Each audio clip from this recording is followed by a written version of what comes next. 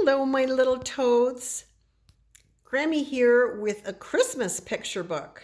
This is the first Christmas picture book that I've done. And this one is called A Cranberry Christmas. One of my favorite books that I have is one that I got from some of my grandkids for Thanksgiving. It's called Cranberry Thanksgiving. And I was really pleased to find this one this year. So anyway, without further ado, let's read Cranberry Christmas. Isn't this a fun picture?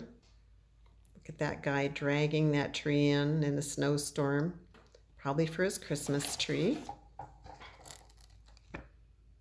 There, we get a little bit closer up there. This book is by a husband and wife called, and their names are Wendy and Harry Devlin.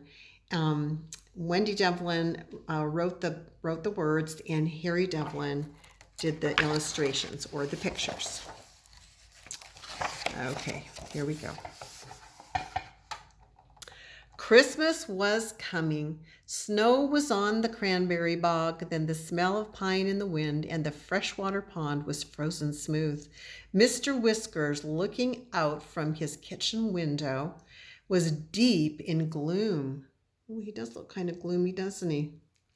Christmas was only 3 days away, and his pond should have been filled with skaters in bright sweaters, laughing with their scarves flying in the wind, and he should have been there teaching them all to twirl and do figure eights. But old Cyrus Grape had changed all that. He had moved next door to Mr. Whiskers into the stone house on the rise. Looks like it's up there. And claimed that the pond was on his land. Cyrus didn't like children. Whenever he saw them on the pond, he would hop on his sled and slide bumpity-bump down the hill. "Scat! Off my pond, or I'll have the sheriff after you," Cyrus would shout as he shook his cane and chased the skaters to the snowy banks. "It's my pond, you old scoundrel, mine," Mr. Whiskers would boom back.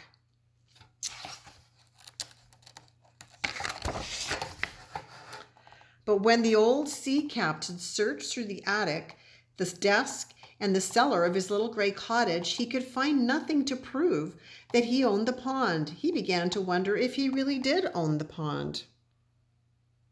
Mr. Whiskers brooded, and Cyrus Grape cackled, and the little children sadly hung up their skates. Oh.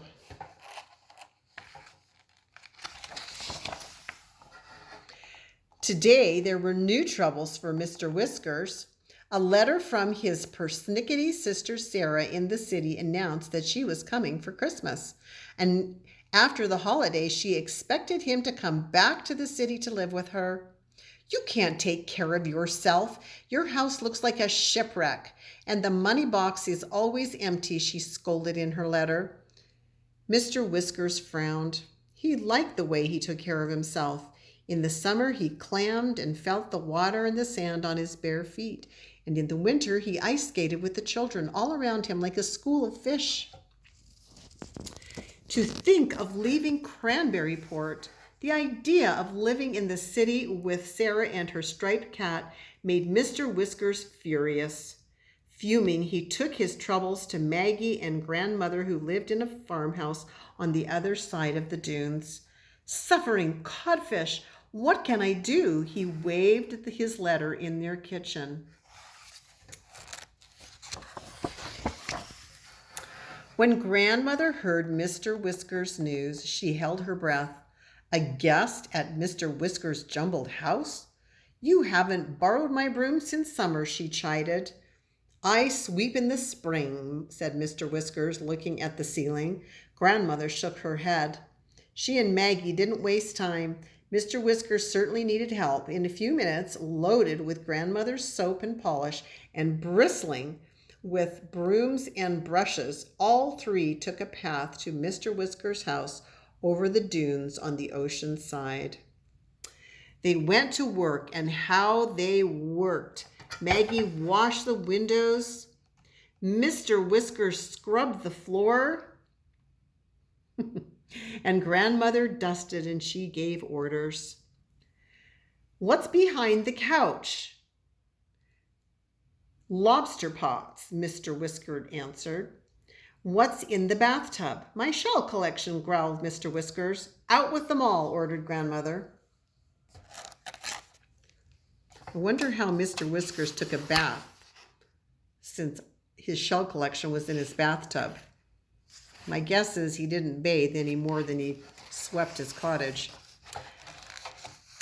Mr. Whiskers grumbled something about persnickety sisters and certain grandmothers, but he did as he was told. It was at the end of the second day of helping Mr. Whiskers that the accident happened. Whoops. Maggie had trimmed the pine tree and baked her favorite cranberry cookies. She had just put the last pan away when she heard a loud crash in the pantry, and suddenly there were Mr. Whiskers' feet sticking right through the ceiling. Whoa! Maggie raced upstairs. With help from Maggie, he groaned and pulled himself up. It was then that Maggie spied the dusty black and gold box between the floor and the ceiling. Carefully, they pulled it out into the light. A treasure, Mr. Whiskers, said Maggie with shining eyes. Not in my house, sighed Mr. Whiskers as he carried the box downstairs. He was right. It was just filled with photographs and dusty old papers. But long after Maggie left, Mr. Whiskers was still studying the papers in the orange light of the afternoon. He opened the last stiff parchment and began to smile. Now he chuckled. Then he slapped his knee and shouted, "Suffering codfish." I wonder what Mr. Whiskers found. Christmas Eve brought a light snow to Cranberryport, and the smell of the sea was in the air. Mr. Whiskers' sister, Sarah, a round, brown-eyed woman with a flowered bag, there's that flowered bag, arrived from the train station in Cranberryport's only taxicab.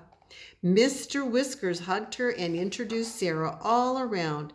She turned and she stared at the cottage. "How clean your windows are, brother." "I love to shine the blinking things," he boomed. Grandmother sniffed and Maggie laughed. But when Sarah went inside the cottage, she could scarcely believe her eyes. She had never seen such a beautiful sight. The wooden table was polished and set with holly and red candles. And the Christmas tree, it was a celebration of seashells. It was a celebration of seashells. There had been no money for ornaments, so Maggie and Mr. Whiskers had painted the shell collection. It glistened with silver and gold. There were chains of snail shells and silver clam shells and a golden starfish right at the top. Sarah clapped her hands. "Brother, you are a wonder." Mr. Whiskers smiled behind his whiskers. The night was a triumph. From the supper of clam chowder, Grandmother's famous bread, hot spice cider, and Maggie's cranberry cookies, to the singing of carols around the old piano, Mr. Whiskers pretended to cover his ears when Grandmother trilled on the high notes. Looks like Grandmother's trilling right there, doesn't it? And there were gifts from the old sea captain. A sea-worn bottle, blue as a sapphire, for Grandmother, a giant pink shell for Maggie, a small ivory box for Sarah. Sarah dipped into her flowered bag and presented her brother with a new redded knit scarf and mittens.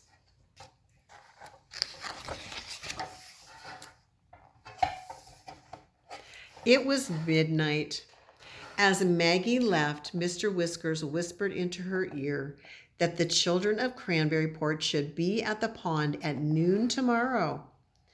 He winked in a most mysterious way. Oh, look at that beautiful moon and the stars. And there's Mr. Whiskers. telling Maggie that she should gather up all the children and bring them to the pond.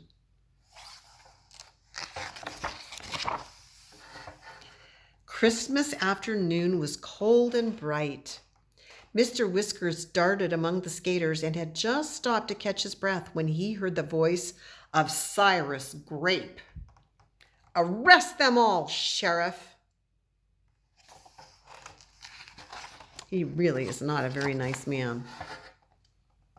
Behind Cyrus stood a tall man with a broad-brimmed hat. There were screams as the skaters fled in every direction, all except Mr. Whiskers. Mr. Whiskers pretended he hadn't heard a thing. He skated, he twirled and whirled, and then he stretched his arms and glided like a great black whiskered bird.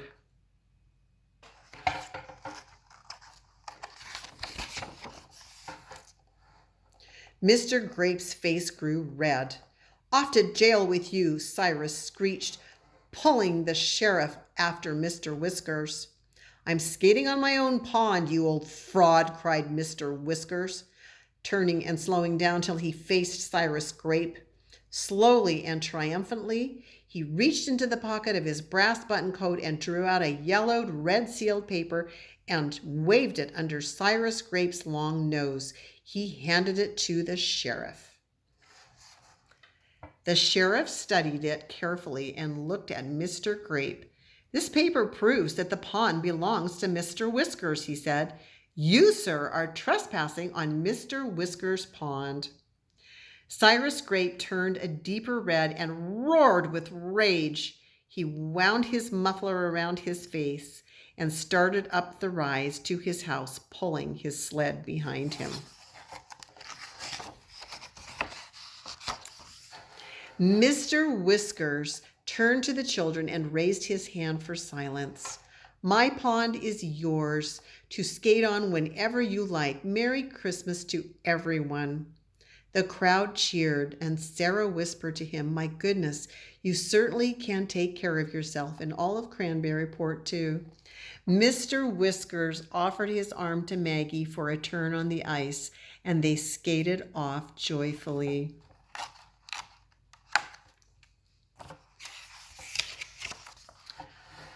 "I'm a wonder," he said to Maggie, and even the whiskers couldn't hide the smile on Mr. Whiskers' face. Ooh, and look in this book is a recipe for Maggie's favorite cranberry cookies. They kind of look good. Maybe I'll try them. When I see this picture of the children on the ice, it reminds me of when I was a little girl, and I lived in a little town called Sherwood Park in Alberta up in Canada. And in the winter it was cold, and we had an outdoor skating rink not too far from the school where I went, and almost every day we'd run home from school and we'd get our skates and we would go back to that skating rink and skate until dark. Well, actually, we'd skate in the dark because it would get dark really soon there. We loved to go skating there. I got pretty good on ice skates. I'm not sure I'd go for it now, but anyway, this book brought back some good memories for me. So I hope you enjoyed Cranberry Christmas. Till next time.